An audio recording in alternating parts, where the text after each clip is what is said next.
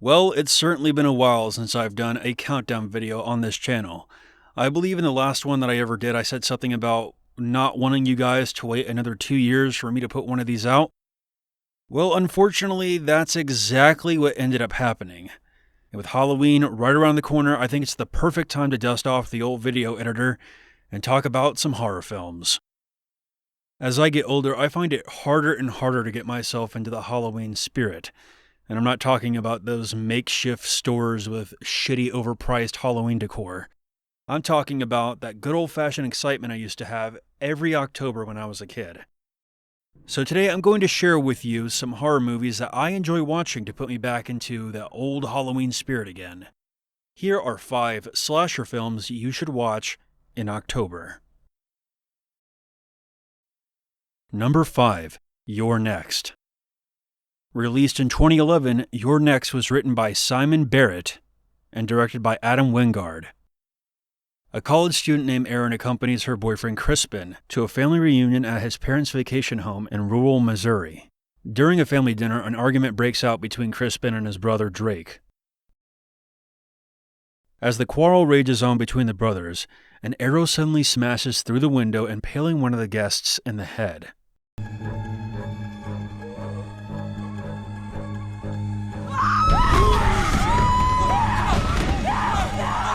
Another arrow follows, severely injuring Drake. The family then discovers that their cell phones are being jammed from the outside. 3 mysterious masked men have surrounded the house, armed with various weapons, and I think you can guess what they're planning on doing. However, unbeknownst to both the trapped family members and the killers outside, Erin has a particular set of skills. Think of this movie as a better version of The Strangers, whereas in that film, there was more emphasis on building an unsettling atmosphere and slowly reaching a conclusion. This movie is a roller coaster of carnage and death that holds absolutely nothing back. As soon as that arrow comes crashing through the window, the insanity of the situation never leaves the screen. The film uses this to its advantage and reveals the plot through its bloodshed. And on that note, sometimes having no explanation can work in horror movies like this, but it's not always a bad thing. And this movie is a prime example of how motive can be an asset and not a hindrance. So if you're in the mood for a modern slasher film done correctly, with loads of suspense, creative kills, and a solid story, give this one a try. Number 4. Jeepers Creepers. Released in 2001, Jeepers Creepers was written and directed by a convicted pedophile. Trish and her brother Derry travel through the Florida countryside on their way home for spring break. After playing a very confusing game with the license plate arrangement of a Winnebago. That's a 6, not a G, you idiot. That's sexy forever. That's mine. That's 5-2. And making us grateful that Justin Long never pursued a career as a country musician. You broke my heart in 2. Now I can't find the duct tape to put it together for you. An old truck suddenly appears out of nowhere and nearly runs them off the road.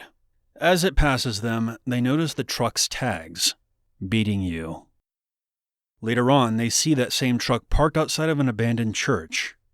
A mysterious figure throws something down a large pipe that is wrapped in blood-stained sheets. Having noticed their car passing by, the figure immediately hops back into his truck and gives chase, this time running them off the road before disappearing into the distance.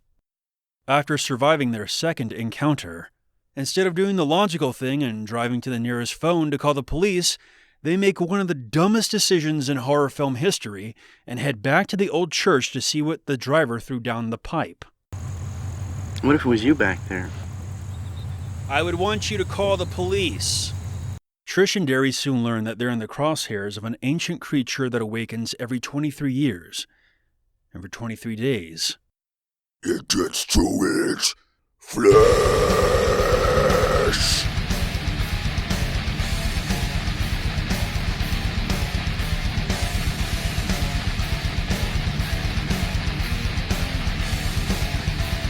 GTA, motherfucker! Oh, yeah! So let's address the obvious. The film was written and directed by a piece of garbage human being that should have never been granted a movie deal to begin with. However, with that being said, Jeepers Creepers is a very enjoyable film.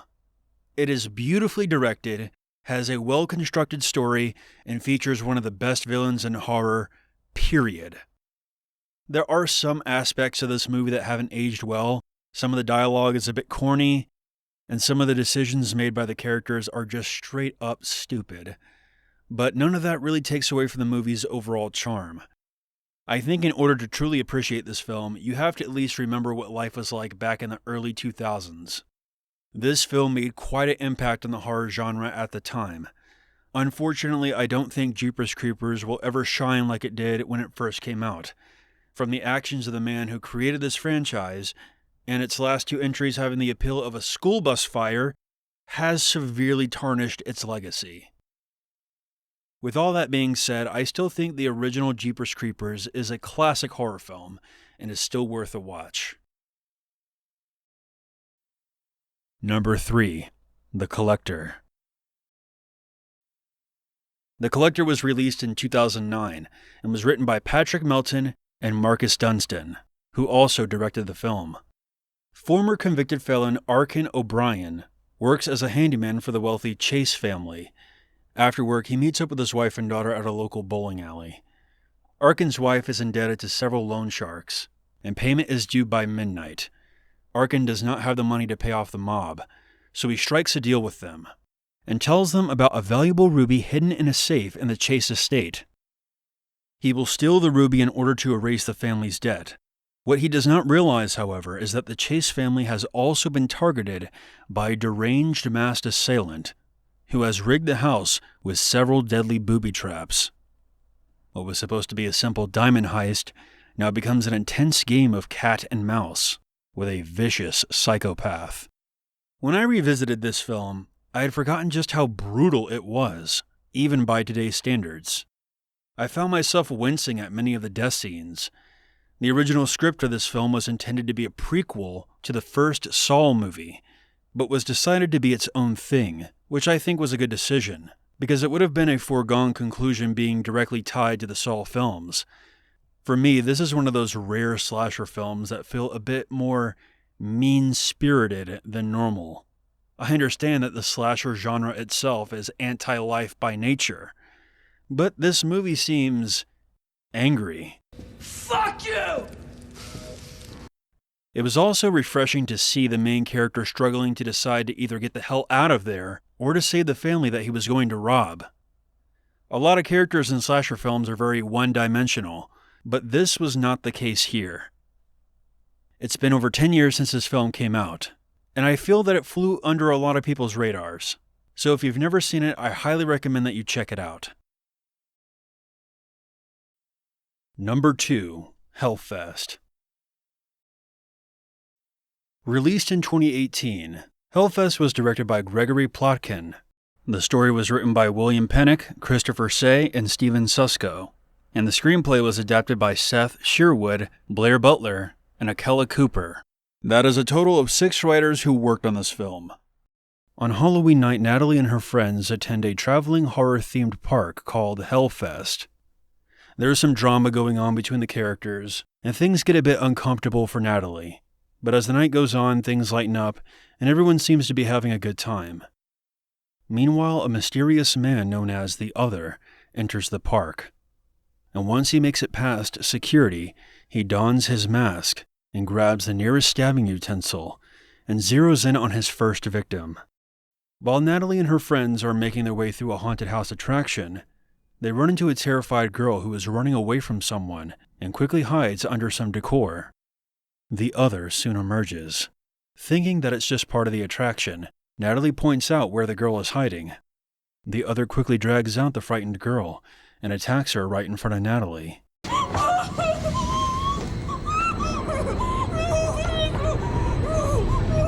Okay, just do it. Natalie is unsure if what she saw was just an act, but quickly dismisses the notion that it was a real murder she witnessed. However, as the night goes on, it becomes clear who the others' next victims are. When October 1st rolls around, I find myself reaching for this movie. This is a film that definitely gets you into the Halloween spirit. The cinematography is sharp, the characters feel like they actually have chemistry with one another, and the kill scenes are brutal. Plus, the legendary Tony Todd makes an appearance in this movie.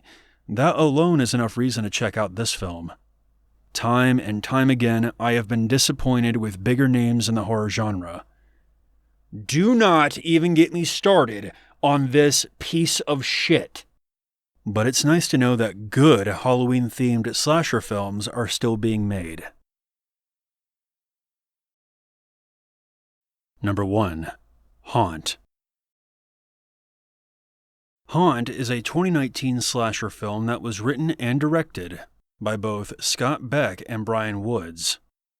It's Halloween night in Carbondale, Illinois. Our main character, Harper, is dealing with some boyfriend issues. Who throws a fucking pumpkin at a door? Seriously?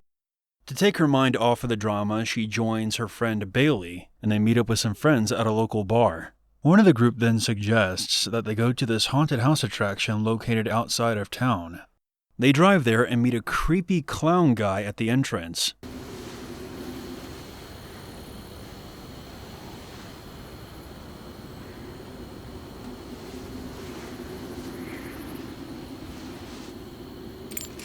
They soon sign some waivers and turn in their phones.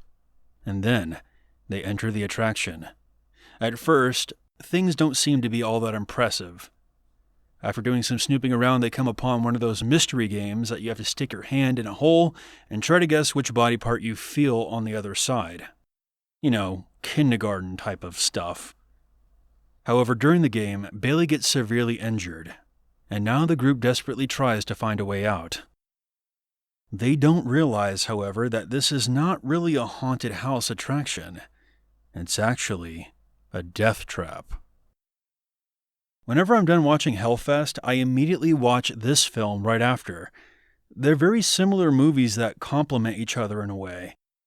A lot of the accolades I gave to Hellfest can pretty much be applied to this film as well.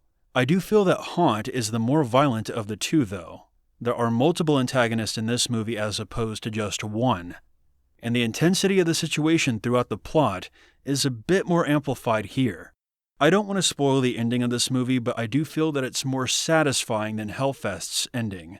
But that all depends on if you like horror films to have a more triumphant conclusion or a more cryptic twist ending.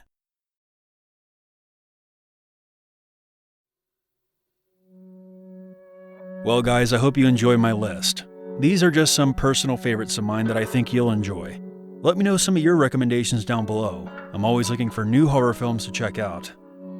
I will be trying to put out more videos in the coming months, so be sure to hit subscribe so you don't miss out. And again, thanks for tuning in, and I hope I see you all in the next video.